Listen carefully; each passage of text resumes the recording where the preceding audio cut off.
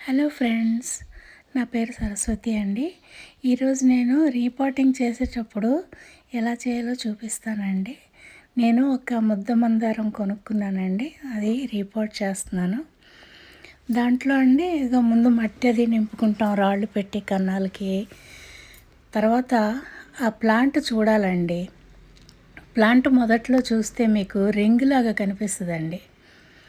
అలా రింగ్ కనపడితే మటుకు అది చిన్న బాస్కెట్లా ఉండి వేరు వ్యవస్థని అంత చక్కగా ఎదగనివ్వదండి.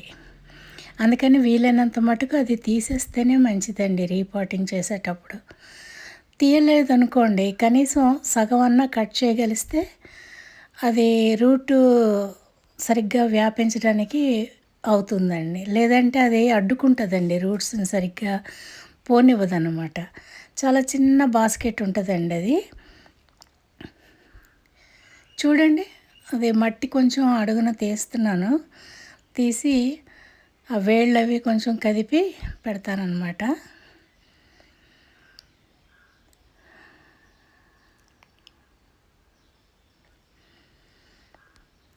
చూడండి బాస్కెట్ ఎలా ఉందో కనిపిస్తుంది కదండి. సిజర్స్ తీసుకుని అది మొత్తం తీయటానికి భయం వేసిందండి. కొంచెం ఎండలు ఎక్కువగా ఉన్నాయి కదా, మొత్తం తీసేసామనుకోండి మొక్క చనిపోతే మళ్ళీ బాధ అనిపిస్తుంది కదా. అందుకని ముందు పైన కట్ చేశానండి బాస్కెట్ని. తర్వాత మళ్ళీ వీలైనంత లోపల వరకు కట్ చేశానండి. చూడండి,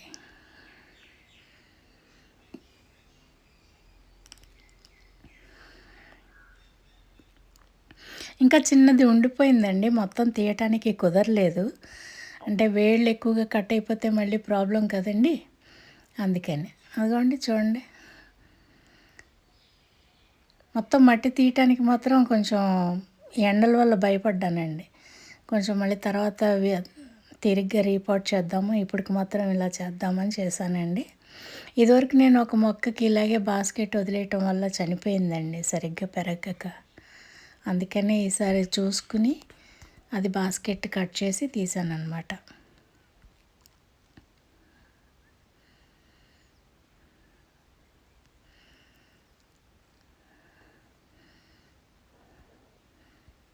వేళ్ళు ఎక్కువగా డిస్టర్బ్ అవ్వకుండా జాగ్రత్తగా తీయటానికి ప్రయత్నిస్తున్నానండి.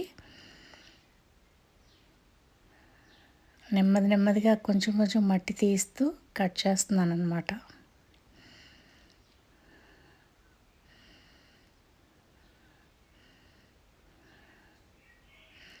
వేళ్ళు ఎక్కువదైతే మళ్ళీ వేళ్ళు తెగిపోతాయేమో అని భయం అండి, ఎక్కువగా అట్లా చేయటానికి కూడాను. చాలా దగ్గరకు ఉంటుందండి వేలుతోటి. అది పైనుంచి కట్ చేశానండి, అదే వచ్చింది. ఇంకొకసారి కూడా కొంచెం కొంచెంగా కట్ చేసేసి అది బాస్కెట్ని స్ప్రెడ్ చేశానండి.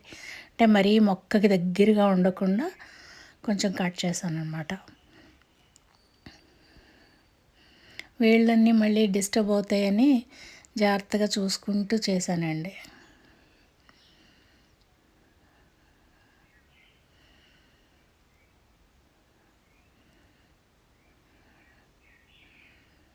మనకి టచ్ చేస్తుంటేనే తెలుస్తుందండి బాస్కెట్ ఎంతవరకు ఉంది అన్నది. అది మనం చూసుకుంటూ కట్ చేసుకోవాలన్నమాట. అలాగని మళ్ళీ వేళ్ళు అంటే గట్టిగా లాగేస్తే వేళ్ళు తెగిపోతాయి కదండి, అందుకని జాగ్రత్తగా చూసుకోవాలి వేళ్ళు తెగిపోకుండా.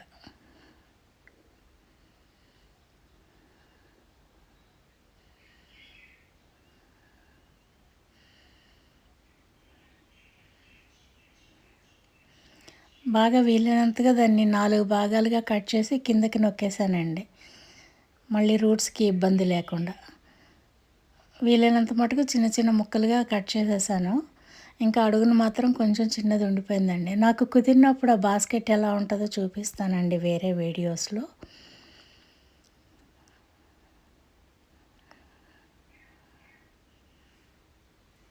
అదో బాస్కెట్ కనిపిస్తుంది కదండి, దాన్ని అలా నొక్కేసాను అనమాట, కొంత కట్ చేయగలిసినంత కట్ చేసి.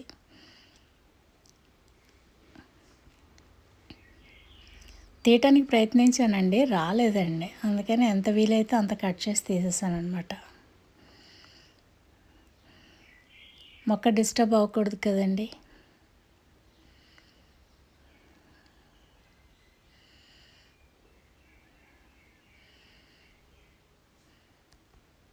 ఇప్పుడు ఇంకా మట్టి వేళ్ళు బయటకు వచ్చాయి కదండి, దాని మీద కూడా మట్టి కప్పేసి జాగ్రత్తగా పెట్టేశానండి.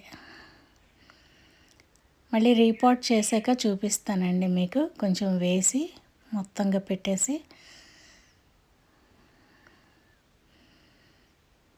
వేళ్ళన్నీ జాగ్రత్తగా అడ్జస్ట్ చేసి పెట్టేస్తానండి.